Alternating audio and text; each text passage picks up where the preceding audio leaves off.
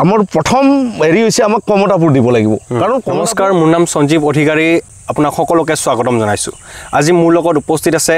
কৃষক মুক্তি সংগ্ৰামৰ এগৰাকী উপদেষ্টা তথা বিশিষ্ট সমাজকৰ্মী মহিধৰ ৰায় ডাঙৰীয়া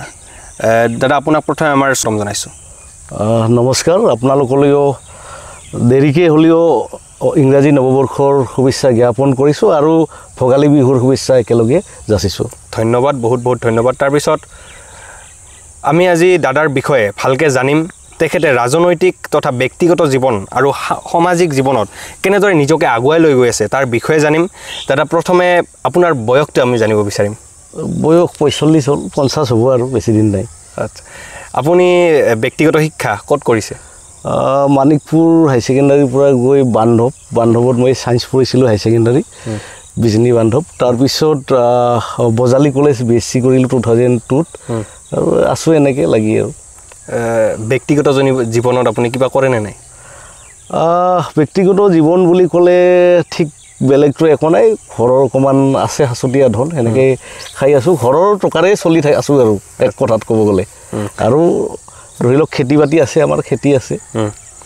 এই সামাজিক কামৰ লগত আপুনি কেতিয়াৰ পৰা জড়িত সামাজিক কামৰ কোৱাৰ লগে লগে ধৰি লওক এতিয়া আমি যেতিয়া BSc পাছ কৰিলোঁ চবৰে এটা হেৰি থাকে মানে আশা থাকে ভাল চাকৰি কৰিম কিবা কৰিম কিন্তু যেতিয়া দেখিলোঁ চবফালে ইণ্টাৰভিউ দিওঁ তেতিয়া আপোনাৰ কংগ্ৰেছ চৰকাৰ আছিলে ইণ্টাৰভিউত গ'লেই আগতে ফিটিং হৈ থাকে তো তেনেকৈ যেতিয়া গম পালোঁ ইণ্টাৰভিউ বাদ দি প্ৰাইভেট জব কৰিলোঁ কিছুদিন ধৰি 4-3 বছৰমান তাৰপিছত আহিলোঁ আহি বিভিন্ন সামাজিক কামত জড়িত হৈ আছোঁ এতিয়া যেহেতু মহিধৰ ৰায় বুলি ক'লে কৃষক মুক্তি সংগ্ৰামৰ কথা আহে গতিকে কৃষক মুক্তি সংগ্ৰামৰ যেহেতু আপুনি উপদেষ্টা এই সংগঠনটোৰ উদ্দেশ্যটো কি কৃষক মুক্তি সংগ্ৰাম সমিতিৰ উপদেষ্টা মই মানে কথা হ'ল বঙাইগাঁও জিলাৰহে উপদেষ্টা ৰাজ্যিকভাৱে নহয় বঙাইগাঁও জিলাৰ মই উপদেষ্টা আৰু মই এতিয়া ৰাইজৰ দলৰ সভাপতি বঙাইগাঁও জিলাৰ আচ্ছা এই সংগঠনটোৰ লগত আপুনি কেতিয়াৰ পৰা জড়িত আজি প্ৰায় কৃষক মুক্তি সংগ্ৰাম সমিতিৰ 15 বছৰমান হ'ল মোৰ জড়িত হোৱা আৰু সক্ৰিয়ভাৱে জড়িত পুৰা 10 বছৰ হৈছে মানে আচ্ছা যেহেতু মহিধৰ ৰায় ৰাইজৰ দলৰ লগতো জড়িত গতিকে বিভিন্ন অনুষ্ঠানত আমি দেখা পাওঁ কি ক'ব ইয়াৰ বিষয়ে আপুনি ৰাইজৰ দল হৈছে প্ৰকৃত অৰ্থত খাটি খোৱা মানুহৰ কথা চিন্তা কৰি কৃষক মুক্তি বা বিভিন্ন দল সংগঠনে মিলি এটা জাতীয় দল আঞ্চলিক দল খুলিছে আৰু আমি ভাবোঁ যে অসমৰ প্ৰতিটো কথাক বা প্ৰতিটো অসমীয়াৰ যিটো স্বাভিমানী অসমীয়া তাক যদি আমি আগবঢ়াই লৈ যাব লগা হয় তেতিয়াহ'লে আমাৰ ৰাইজৰ দলৰ উদ্দেশ্য হ'ল প্ৰডাকশ্যন মানে খেতি পথাৰত প্ৰথম পানী দিয়া আৰু আমাৰ যিবিলাক বিজনেছ চলি আছে ধৰি লওক আজি মাৰোৱাৰীৰ হাতত আছে বিভিন্ন বেলেগ বিদেশীৰ হাতত আছে মানে বিজনেছবিলাক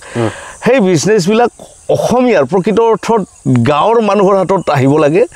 গাঁৱত উদ্যোগবিলাক হ'ব লাগে আৰু সেনেকুৱা আমাৰ কৃষক ৰাইজৰ দলৰ মেইন উদ্দেশ্যটো হৈছে মানে প্ৰকৃত অসমীয়াক চহকীয়া কৰা এইটো আহিল ৰাইজৰ দলৰ উদ্দেশ্য গতিকে আপোনাৰ ব্যক্তিগত জীৱনৰ উদ্দেশ্যটো কি চাওক ব্যক্তিগত জীৱন কোৱাৰ লগে লগে আমি বিভিন্ন ধৰণে সামাজিকভাৱে জড়িত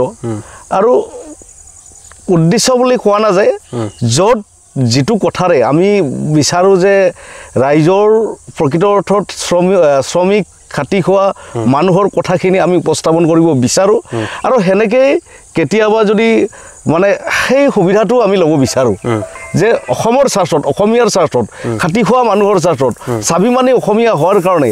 যি কৰিব লাগে সেই দিশত যাবলৈ বিচাৰোঁ সেইটোৱেই উদ্দেশ্য আচ্ছা যেহেতু আপুনি এগৰাকী কোচ ৰাজবংশী সন্তান গতিকে আমাৰ কোচ ৰাজবংশী মানুহখিনি ৰাজনৈতিকভাৱে ইমান পৰিপক্ক নহয় গতিকে ইয়াৰ বিষয়ে আপুনি কি ক'ব চাওক এইটো বহুত দীঘলীয়া কথা কোচ ৰাজবংশী কোৱাৰ লগে লগে আমাৰ আজি যিমান আগত শক্তি দেখিছিলোঁ 1990 চন মানত আজি সেই শক্তিটো কোচ ৰাজবংশী সংগঠনৰ নোহোৱা হ'ল আক্ৰাছু বুলি ক'লে হওক বহুতকেইটা গোট হৈছে প্ৰায় 12-15টামান হৈছে গতিকে সকলোৱে একলগ নোহোৱালৈকে কেতিয়াও মানে প্ৰশাসনৰ পৰা ৰজাঘৰৰ পৰা আমি ক্ষমতাটো মানে আনিব নোৱাৰিম, আমাৰ প্ৰাপ্যটো আনিব নোৱাৰিম। আৰু কোচ ৰাজবংশীৰ এটা কথা হ'ল কি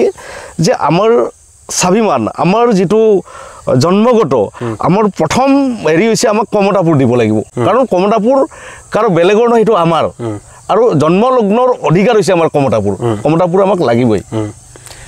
শিক্ষাৰ ক্ষেত্ৰত যিহেতু কোচ ৰাজবংশী শিক্ষাৰ্থীসকল বহুত পিছপৰা, গতিকে দেখা যায় শিক্ষাৰ্থীসকলে মানে শিক্ষা মানে যিকোনো শিক্ষা অনুষ্ঠানত মানে শিক্ষা ভালদৰে গ্ৰহণ কৰিব নোৱাৰে। ইয়াৰ বিষয়ে আপুনি শিক্ষাৰ্থীসকলক কি পৰামৰ্শ দিব বিচাৰে? শিক্ষাৰ ক্ষেত্ৰত আমাৰ যিবিলাক জনপ্ৰতিনিধি, ধৰি লওক বঙাইগাঁও কোৱাৰ লগে লগে আমাৰ প্ৰায় 8 বাৰৰ বিধায়ক চৰ্দাৰ ফণীভূষণ চৌধুৰী ডাঙৰীয়া, তেখেতে বহুত সময় পাইছে জনগোষ্ঠীটোৰ কাৰণে কাম কৰাৰ কাৰণে, কাৰণ জনগোষ্ঠীৰ যিহেতু ভোটো পাইছে, গতিকে তেখেতে এটা পৰ্যায়ত নিব পাৰিলহেঁতেন, কিন্তু তেখেতে ক'ৰবাত যেন এই ক্ষেত্ৰত অলপ কি হৈছে। আৰু আমাৰ যিটো কি, আমি এনেও সাধাৰণতে জনজাতি টাইপত চলোঁ, মানে গাঁৱৰ মানুহ জনজাতি টাইপত চলোঁ, তাৰে 2-এজন ভাল ল'ৰা আহে। আৰু এতিয়া যদি প্ৰকৃত অৰ্থত পঢ়া শুনাটো ভাল কৰিব লাগে, শিক্ষাটো ভাল কৰিব লাগে, জাতিটোৰ বিষয়ে ভালকৈ অধ্যয়ন কৰিব লাগিব, তাৰপিছত সেই অধ্যয়নটো কামত লগাব লাগিব, আৰু তেতিয়া শিক্ষিত হ'ব মানুহ। আচ্ছা, তাৰপিছত যিহেতু কোচ ৰাজবংশী মানুহখিনি বিভিন্ন দল সংগঠনৰ লগত আমি দেখা পাওঁ, ছ'চিয়েল মিডিয়াত বিভিন্ন দল সংগঠনৰ লগত জড়িত হৈ পৃথক হৈ আছে আমাৰ কোচ ৰাজবংশী জাতিখিনিয়ে, সেইসকলক একত্ৰিত কৰিবলৈ আপুনি কি পৰামৰ্শ দিব বিচাৰে আমাৰ কোচ ৰাজবংশী মানুহখিনিক? দল সংগঠন এক হ'ব লাগে, আৰু নিজৰ স্বাৰ্থটো ত্যাগ কৰি প্ৰকৃত অৰ্থত জাতিৰ কাম কৰিব লাগে। কাৰণ আমি চিলাৰায়ৰ বংশৰ মানুহ, গতিকে চিলাৰায়ৰ যিটো আদৰ্শ, চিলাৰায়ৰ যিটো ক্ষমতা, চিলাৰায়ৰ যিটো স্পষ্টবাদিতা, গতিকে চিলাৰায় হৈছে বিশ্ববীৰ চিলাৰায় বুলি কয়, ভাৰতবৰ্ষত 3জনে আছে তেনেকুৱা, গতিকে তাৰ ভিতৰত এজন চিলাৰায়। গতিকে বৃহৎ যিটো আমাৰ বীৰত্ব মানে চিলাৰায়ৰ, তাৰ পৰা আঁতৰি আহিব নালাগে নেতাবিলাক আমাৰ। তাৰপিছত আমাৰ উঠি অহা নতুন প্ৰজন্মক আপুনি কি পৰামৰ্শ দিব বিচাৰে সামাজিক ক্ষেত্ৰত তথা ৰাজনৈতিক ক্ষেত্ৰত? জাতিটোক অধ্যয়ন কৰক, ৰাজবংশী মানুহ হিচাপে, কোচ ৰাজবংশী মানুহ হিচাপে মই এটা ক'ব বিচাৰিছোঁ, জাতিটোক অধ্যয়ন কৰক, ইতিহাস অধ্যয়ন কৰক, আমি আছিলোঁ কি হৈ আছোঁ, ৰাজনৈতিকভাৱে আমাৰ কিয় এনেকুৱা অৱস্থা হৈছে যে আধা অংশ আমাৰ কোচ ৰাজবংশী মানুহ ৱেষ্ট বেংগলত থাকিল, আধা অংশ থাকিল আমাৰ আপোনাৰ হেৰিত অসমত। এতিয়া আমি যদি অসমত কওঁ, আমাক যদি কোনোবাই কয় যে আপোনালোকৰ ৰজাৰ চিহ্নবিলাক ক'ত, অসমত নাই আমাৰ, আমি যাব লাগে ৱেষ্ট বেংগলত, কোচবিহাৰত, গতিকে সেইটো বৰ দুখৰ বিষয়। আৰু তেতিয়াই যিটো হ'ল বাৰ্জাৰ চুক্তি বা যিটো আমাৰ কি হ'ল, এইবিলাক আমি চি কেটেগৰীৰ ৰাজ্য আছিলোঁ। আজি যেনেকৈ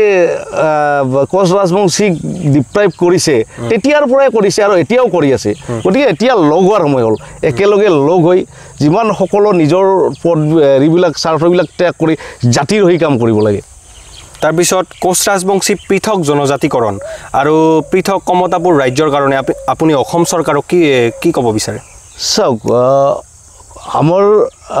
পৃথক কমতাপুৰ হৈছে আমাৰ এইটো জন্মগত অধিকাৰ, কাৰণ আমি কমতাপুৰত আছিলোঁ। আৰু ভাৰত যেতিয়া স্বাধীন হ'ল, স্বাধীন হোৱাৰ 2 বছৰ পিছত 1949ত আমি ভাৰতৰ লগত চামিল হৈছোঁ বাৰ্জাৰ চুক্তিৰ যোগেদি। গতিকে আমি কাৰো পৰা এইটো কাঢ়ি আনিবৰ প্ৰয়োজন নাই, এইটো আমাৰ অধিকাৰটো আমাক দিব লাগে এইটো। দ্বিতীয় কথা হ'ল এছ টিটো আমি হয় আৰু গাঁও ভূঞে যদি ঘূৰে, আমাৰ নিজৰ কালচাৰেল আছে, আমাৰ নিজৰ ভাষা আছে, নিজৰ আমাৰ সংস্কৃতি আছে। যিকোনো কোচ ৰাজবংশী গাঁও এখনত যদি গুচি যায় কোনোবাই, যিকোনো ধৰি লওক মিনিষ্টাৰ MLA যদি গুচি যায়, যিকোনো মানুহে যদি চাই, দেখা পাব যে মানুহজন দেখিলে গম পোৱা যায়, মাইকী মানুহ এজনে বুকত ধুনীয়াকৈ কিবা পিন্ধি আছে, হেৰি পিন্ধি আছে, পাতানি পিন্ধি আছে, তাৰপিছত কিবা কাম কৰিছে, সেনেকৈ ৰাস্তাত ওলাইছে। সেই যিটো আদব কায়দা চলাৰ, সেইটো দেখিলেই আমি ST। বহুত বহুত ধন্যবাদ দাদা, আপোনাৰ বহুখিনি সময় আমাক দিয়াৰ কাৰণে। গতিকে ভিডিঅ'টো বেছি দীঘল নকৰোঁ, আজি যদি আমাৰ তেনেহ'লে ভিডিঅ'টো শ্বেয়াৰ কৰিব, লাইক কৰিব, কমেণ্ট কৰিব। বহুত বহুত ধন্যবাদ।